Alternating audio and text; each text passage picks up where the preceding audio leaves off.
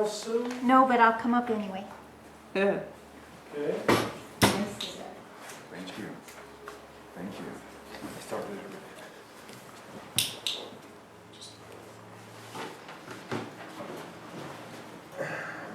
Good luck.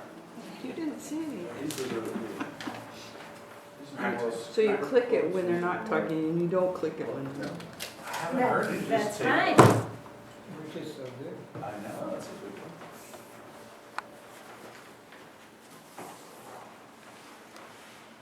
Good morning, fellow Toastmasters. Good morning. And unfortunately, no guests. Jim has picked for me. I don't like that man. I must get to know him better. Abraham Lincoln said that, and I'll bet every one of us in this room has thought that, or should have thought that, while we were glad-handing around the social collection of people.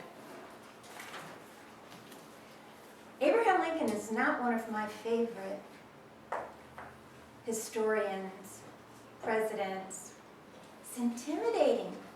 Look at that statue. He has huge hands, huge feet, big, almost out of proportion features.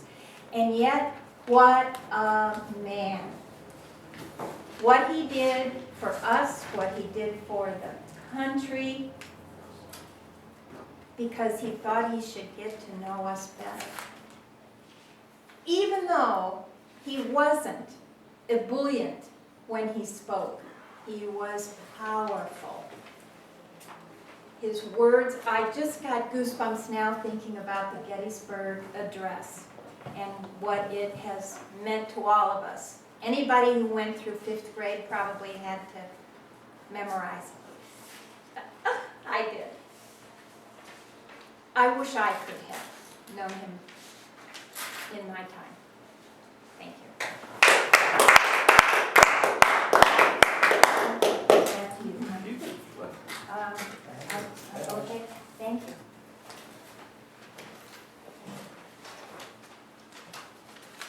There's someone very busy in our midst.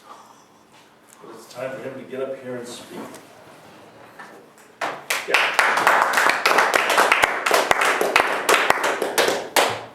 Monsieur Jardinier, oui. Just take a quote and just have at it. You don't like the first one? Oh, you didn't tell me I could switch around. And you told the people that I chose your quote, that's. Yeah. Sir, my concern is not whether God is on our side.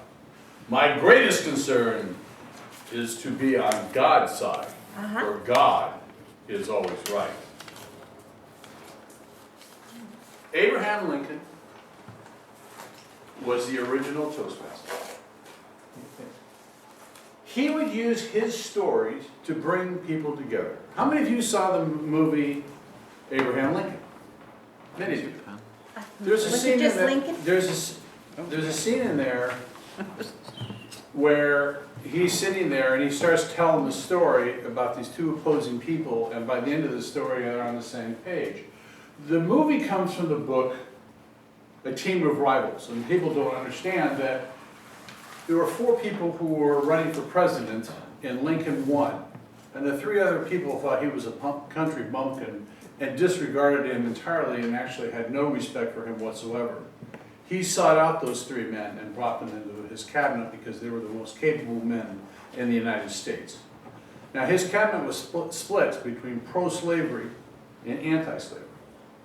And he was able to corral those men and utilize them to be able to run that country and always have those opposing views, but he would use his Toastmaster stories to make sure that they are always on the same page. So not only did he keep the country together, he kept that cabinet together even though some of those men hated each other. But at the end of the day, his ebullient nature, or ebullient, depending on which way you want to pronounce it, nature kept the country together, kept his team of rivals together through his use of stories. Thank you.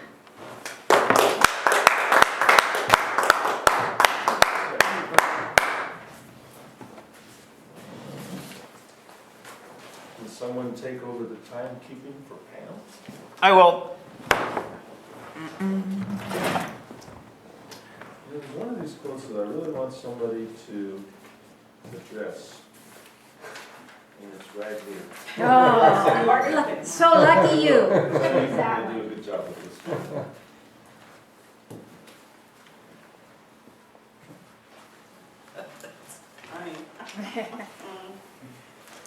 Nearly all men can stand adversity.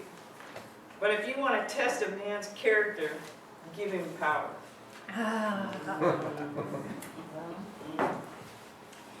Fellow Toastmasters. I think that says it all. Adversity is one thing, but power is another. And as we know, power corrupts, and it certainly can. But in Abraham, in his era, and Gary said it best as far as the whole history of what was going on there, and that is what made him such a great leader was, it wasn't about him. It was about the country. And it was about the people that he brought together. So basically, he took the power he had and he found the people that he knew that could do the job and brought them together. And I think that's what great leadership is about. Unfortunately, if they get too involved with the power, which we've seen happen over years and years as we've moved through the last couple of 100 years, I think if our forefathers could see what's been going on lately, they'd all be flipping around in their graves, wondering, what did we do all that fighting for? What did we do all that planning for?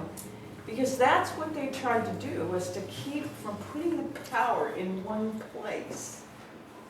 So what we need to look forward to is an ebullient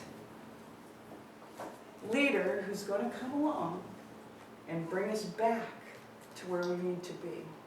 So let's all think positive. We need that leader to emerge and not be corrupted by power. Yeah.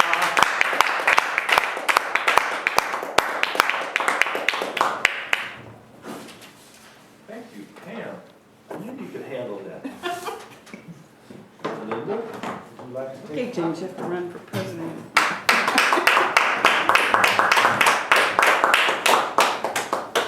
My choice? Unless you'd like to. I'm sure all good. Thanks. We, the people, are rightful masters of both Congress and the courts, not to overthrow the Constitution, but to overthrow the men who pervert the Constitution.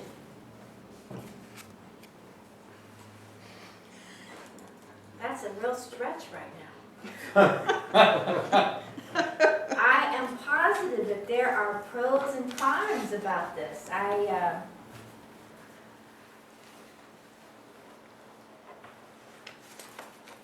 Power corrupts, For sure. right? Yeah. Power corrupts. Sometimes people come into power, and it doesn't have to be as big as the President of the United States, but that is certainly a good example. It can be something on a smaller level. And the person who was the friendliest, most jovial, the smartest, hardworking person turns into something else. And there's no way of knowing, is there? No way of knowing which one of us would turn into that monster kind of a person because they were given too much power. Sometimes they can be ebullient and overflowing with enthusiasm until they get that power. And then that enthusiasm turns into dictatorship.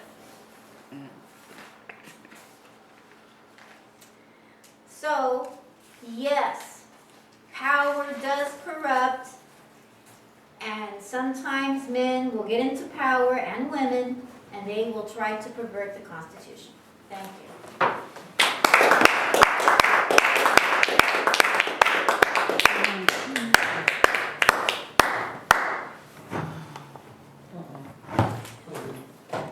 Dun, We've dun. covered our non-speakers. I'm gonna, I got one from Honda. Oh, here it is.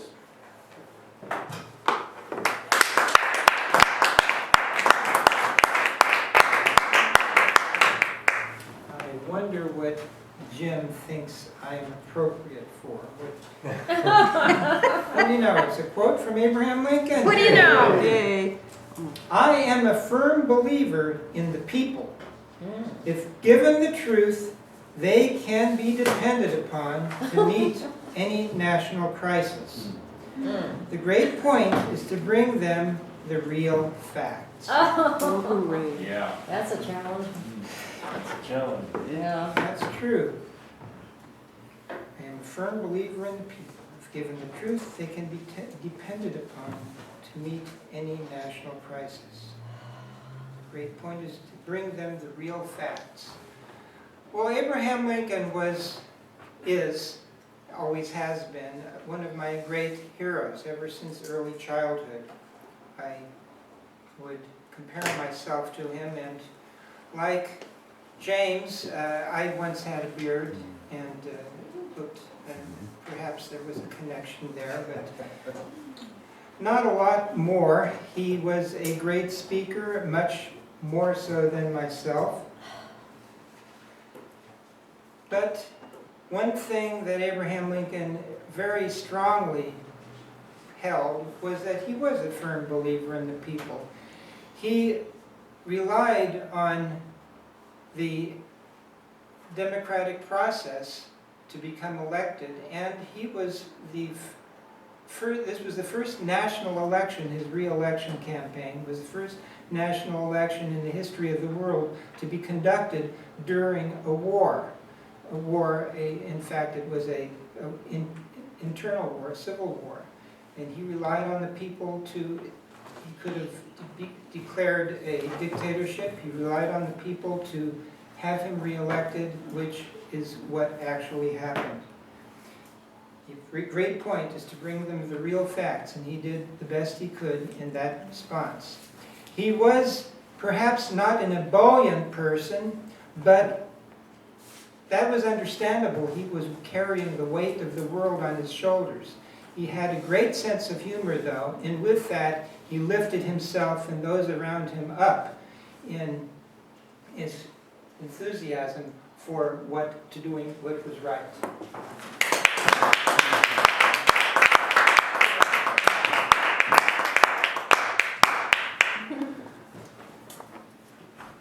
You evaluators, we have a lot of time here, so you may as well get ready. But I'm going to call on David for now. And I'm selecting the quote.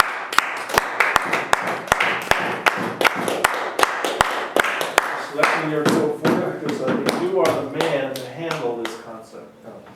I can change my mind if I want, right? I Yeah. suppose. You can. You can do You anything you have the want. floor, so you can do what you want. Yeah.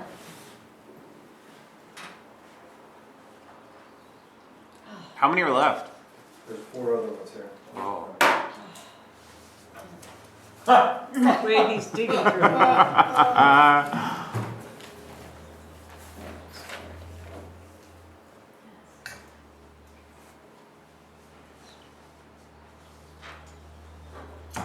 Nice. Fellow Toastmasters.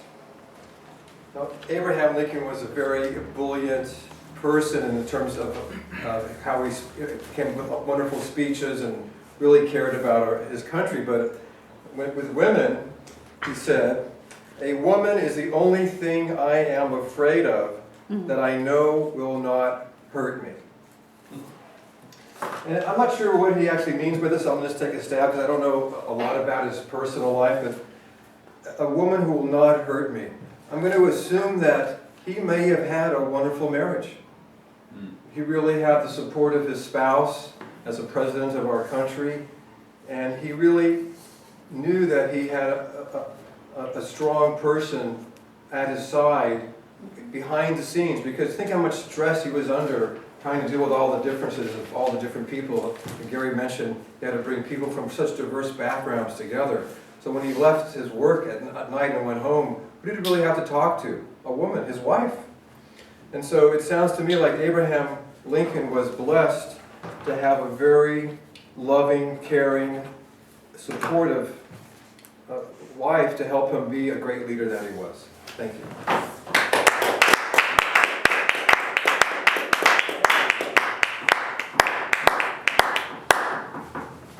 Ken, are you well enough done with your evaluation that you can come up here and take? I think so.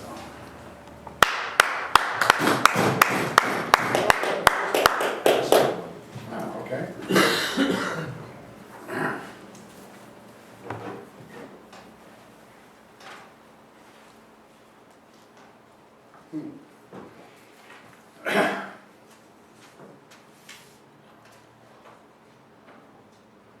Not everything, every quote you read on the internet is actually said by the one it's attributed to, Abraham Lincoln.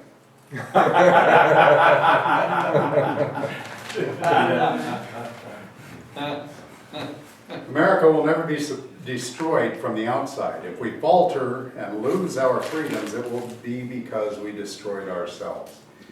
He was actually not the first person to say something very similar to that. I believe it was James Madison who talked about how it was Ben Franklin. If once the people learn they can vote themselves money, I don't remember the word he used, we will destroy this nation. And I think we're in the process of that. We have nearly a majority now on government assistance. And that means the other half are paying for them. Are you a payer or a taker? You know, it's really one or the other. Franklin Delano Roosevelt was adamantly opposed to public sector employee unions. He stated that ebulliently. But John Kennedy needed to get elected.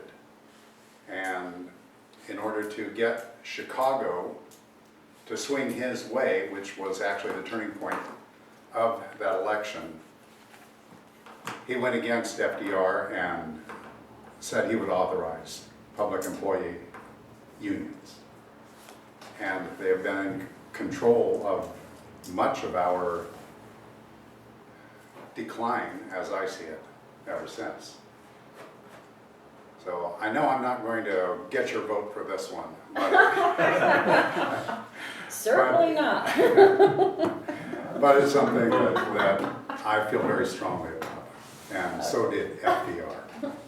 Oh.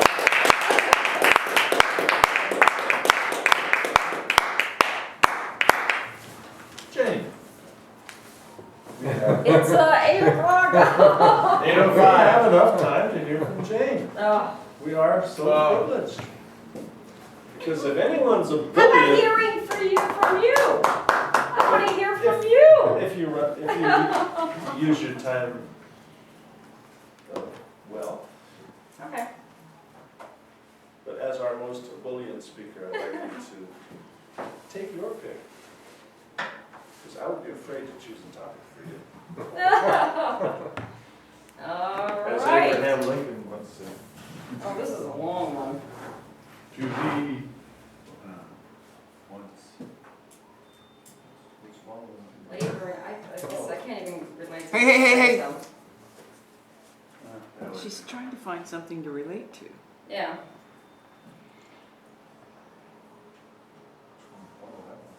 The capitals. You had Okay. the two economic ones. Yeah, the two economic ones. Is there any good ones? Okay, well, this is all about the capitalists. You don't These understand. capitalists generally act harmoniously and in concert to fleece the people, yes. Is it a question of giving money to people who are in need of food? Or is it a question for the capitalist to be taken over by the lobbyists, which is happening?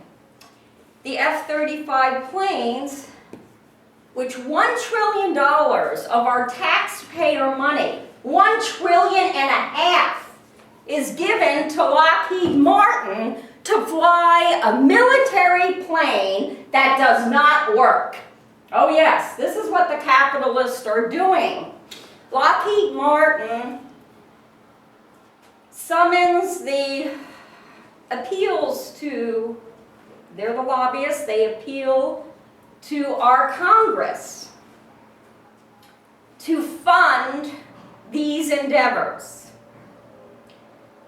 And it's a continual money-making machine.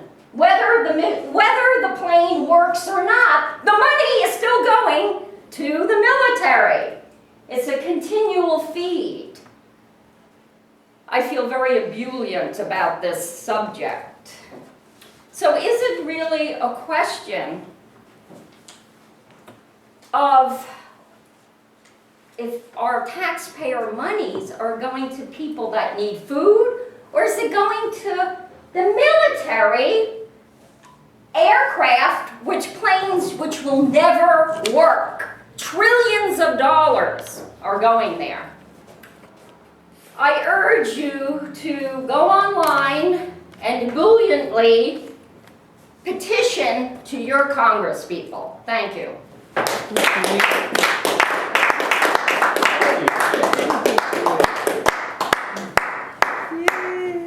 Well, that's about all the time we have. No.